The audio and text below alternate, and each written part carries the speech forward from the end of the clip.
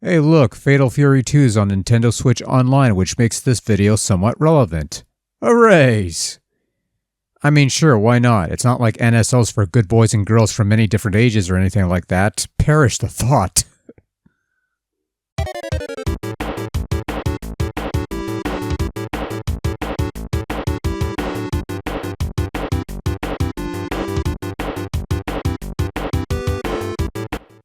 It's Fatal Fury 2, the prelude to the Neo Geo arcade classic Fatal Fury Special, which proved that Fatal Fury was superior to Street Fighter in that it only needed one update to create the supposed perfect game, as it were. But we're not playing that game today. Instead, we're playing Fatal Fury 2 on Super Nintendo, released in 1994 by Takara, who were also responsible for the port of the first Fatal Fury game, which we looked at ages ago. Or at least it felt like ages ago. Anyway, that port wasn't great, but it also wasn't terrible. Likewise, Fatal Fury 2 on Super Nintendo is also not that great of a port, but it's better than what the first game got, and even so, it's actually not too bad of a game. Fatal Fury 2 gave you 8 playable characters to choose from. Aside from the returning 3 protagonists of the first game, as well as a former antagonist or 2, you also have other newcomers who would become mainstays in SNK lore, including some guy named Kim, and an uncharacteristically flat-chested Mai.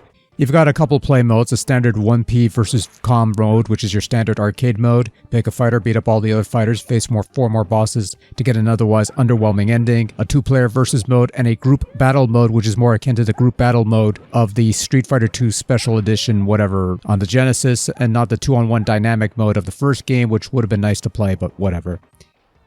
Anyway, it's your standard 1-on-1 fighting game fare. You have 2 punch buttons and 2 kick buttons. You use special commands to execute special moves to defeat your opponent, that sort of thing. Unlike the first game, Fatal Fury 2 on SNES retains the plane switching mechanic that made this series unique in the first place, jumping between background and foreground playing with the L and R triggers, as well as being able to sidestep with quick taps of the D-pad.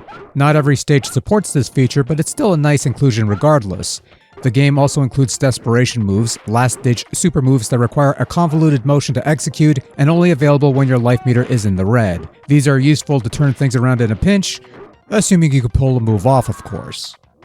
To this port's credit, Fatal Fury 2's control fares better here than the first time around. The use of the bumpers to switch planes as opposed to pressing 2 buttons or however it was in the Neo Geo original is certainly a convenient benefit to anyone willing to make use of the feature, and response time in this version is a touch better than it was in Fatal Fury 1, so you'll have a somewhat easier time pulling off special moves and even some mild combos, though it still doesn't quite hit that sweet spot in terms of tightness. Still, this is a far more playable game with fewer hiccups than its predecessor, so there is some semblance of upward improvement on display here, especially where it counts the most. That, and there's the added benefit of a much larger roster compared to the first time around, and both players can pick any fighter, and each fighter feels fully equipped as it were, which again wasn't the case with the first game's port. And if you know the code, you can even play the bosses, so that's worth something, I suppose. Fatal Fury 2 isn't a bad-looking game.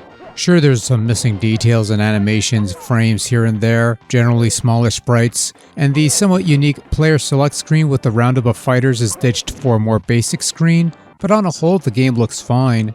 Much like the previous game, I like that there's stage transitions between rounds that depict the passage of time, so one round takes place during the day, another takes place at night, that sort of deal. Nice piece of business that's been retained for the sequel.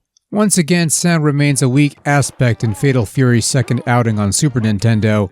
You've got some muffled but otherwise decent sounding voice clips, and the sound effects on display aren't too rough sounding, but the music is where it hurts most in transition. You can sort of recognize the tunes in question if you're familiar with the source material, but they are butchered by generally poor instrumentation and don't sound all that great. Honestly, this is making me miss the overuse of church organs that the first game employed for its musical takes on SNES. Not exactly okay, as it were. Overall, Fatal Fury 2 on Super Nintendo, obviously still a far cry from its Neo Geo original in a number of ways, and given that you could play that version easily nowadays, renders this lesser port somewhat pointless. That said, judged on its own merits, it's still a solid fighting game that is a definite improvement over its predecessor as far as the porting process is concerned, retaining most of the key features of the Neo Geo original as well as improving on some of the first game's flaws as far as the translation is concerned. It's a version of the game that's still quite good and quite enjoyable if you could tolerate some of its drawbacks, none of which involve waiting. Fatal Fury 2 on SNES does not have waiting. It has fighting. And that's a step up in my book. But that doesn't make it special either.